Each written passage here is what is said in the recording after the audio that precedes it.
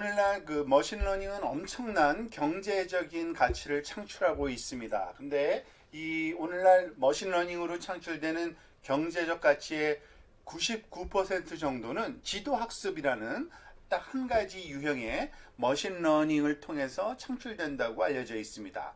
그러니까 이 그 지도학습, 슈퍼바이즈 러닝의 중요성을 알겠죠? 이 내용이 뭔지 한번 차근차근 한번 살펴보도록 하겠습니다.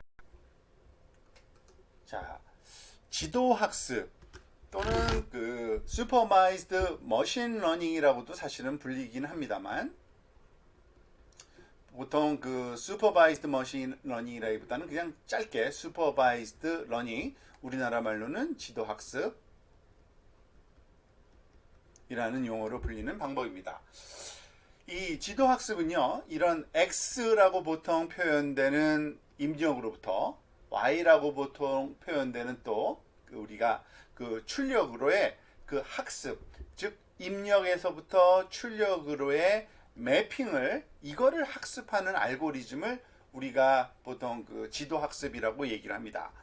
그 지도학습의 그 주요 특징은요, 학습할 학습 알고리즘에 정답이 포함된 예제를 제공한다는 것입니다. 정답이라고 하는 것은 주어진 X의 정확한 답이 무엇인지 Y라는, 그래서 X하고 Y의 쌍이, X와 Y의 쌍, 입력과 출력의 쌍이 답으로 주어지기 때문에 이것을 가지고 학습하는 것을 우리가 보통 지도학습이라고 하고요. 결국 학습 알고리즘에서는 어떤 X가 주어지든지 간에 그 X에 해당되는 라벨, 출력, 라벨을 그 만들어내야 되고 또는 제공해야 되고요.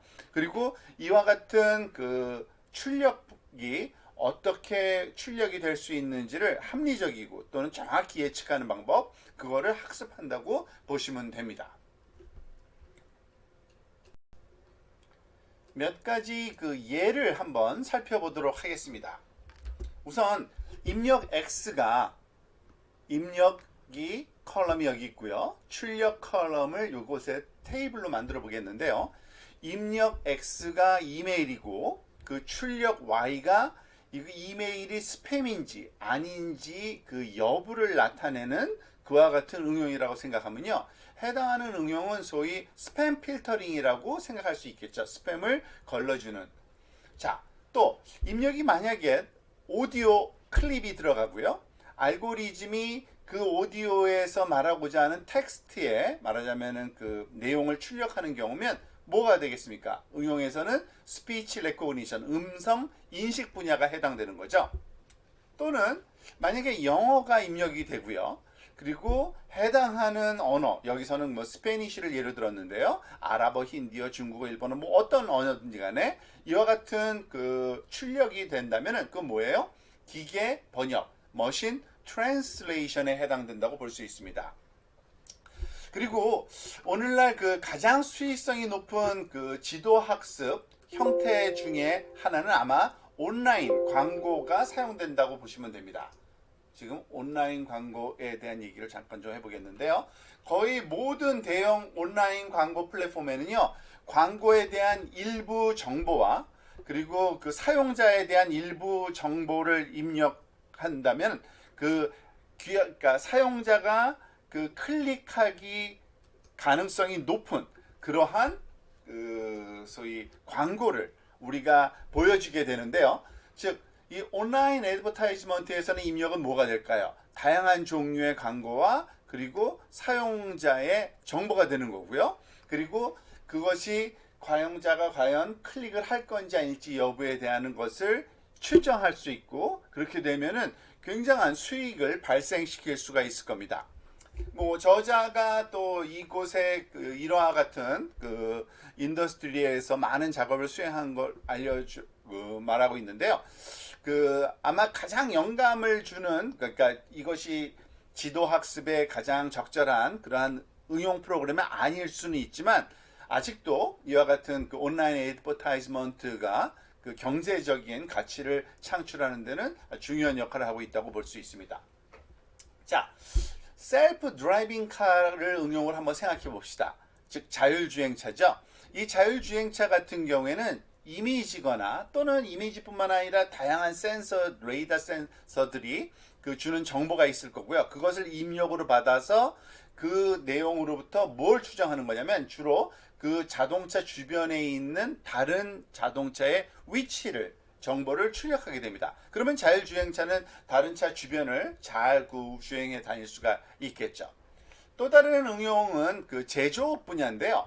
사실 그 학습 알고리즘은 어떤 걸 하게 되냐면은 제조된 제품의 사진을 보게 됩니다. 예를 들어서 어떤 그 스마트폰을 만드는 회사에서의 그 제조 과정에서 입력이 그 폰이 있으면 폰에 이미지가 입력이 되는 거고요. 물론 생산 라인에서 계속적으로 그 컨베이어 벨트를 통해서 그 나오는 그러한 결과를 이미지를 찍은 거겠죠.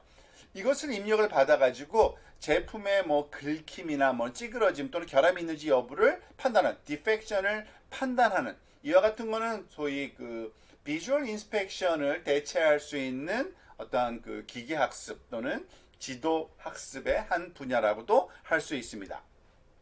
지금 보는 것처럼 이런 모든 애플리케이션에서는요, 먼저 입력 X의 예와 정답, 그리고 또는 뭐 레이블 Y라고도 할 수 있죠, 정답은요.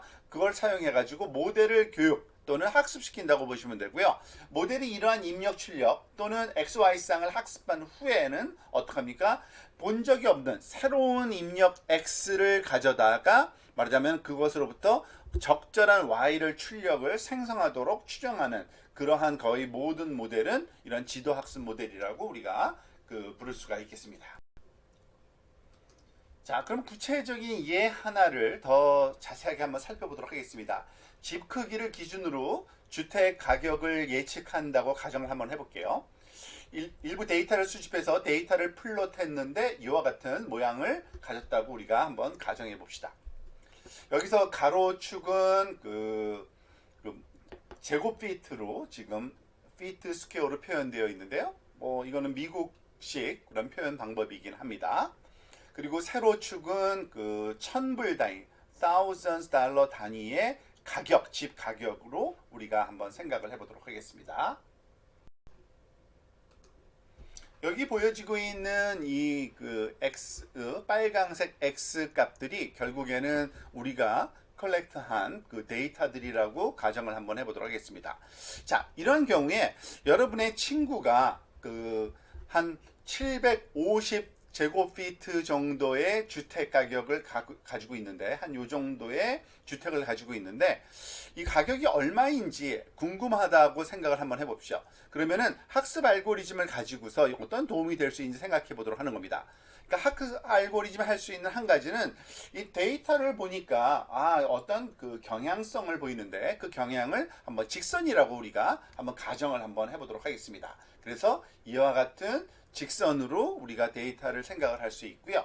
그러면은 그 친구 집 가격에 해당되는 그러니까 크기에 해당되는 요 직선의 위치 그리고 그것의 가격에 해당되는 요 y값 이 직선은 한 15,000 정도 우리가 15,000불 정도를 생각할 수 있겠죠.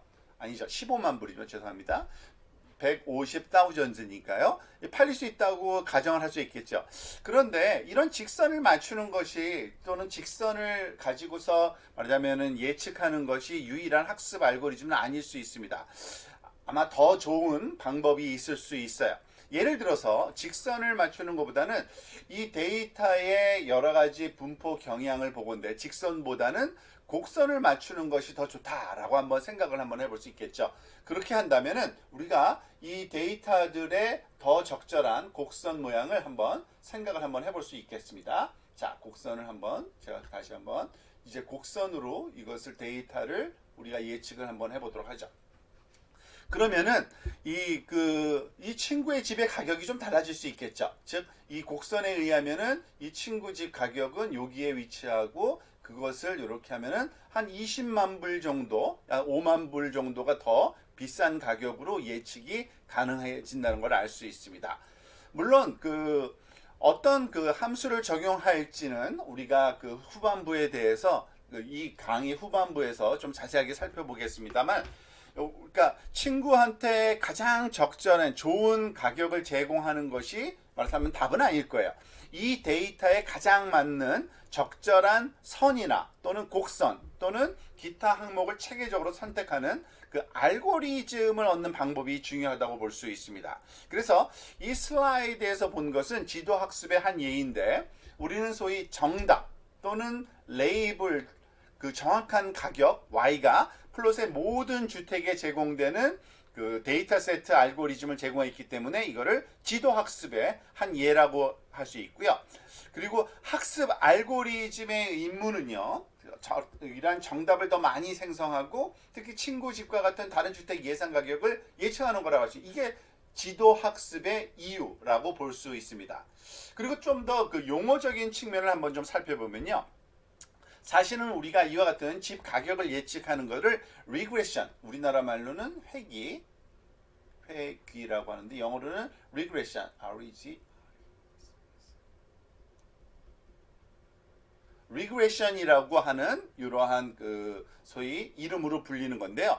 그 이유는 그 무한히 많은 집 가격, 여기서 예를 들어서 뭐 15만 불에서부터 뭐 7만 불짜리도 있었고요. 그죠? 예를 들어서 뭐 18만 3천 불 정도까지 다양한 숫자들 또는 그 사이에 무한한 숫자들의 값이 예측돼 나올 수 있기 때문에 어떠한 값도 예측돼 나올 수 있는 그러한 예측 문제를 회귀 문제라고 보통 우리가 얘기를 합니다. 이 용어는 하나 알고 있으면 좋을 것 같아요. 이런 것들을 그 지도학습이라고 하고요. 그러니까 입력과 출력 그리고 X, Y 매핑을 하는 그러한 그 학습 과정을 지도학습이라고 합니다. 이 비디오에서는 그 작업 또는 목표, 타스크라고 하는 것을 숫자 예측하는 회계의 예로서 이 지도학습을 한번 좀 살펴봤는데요.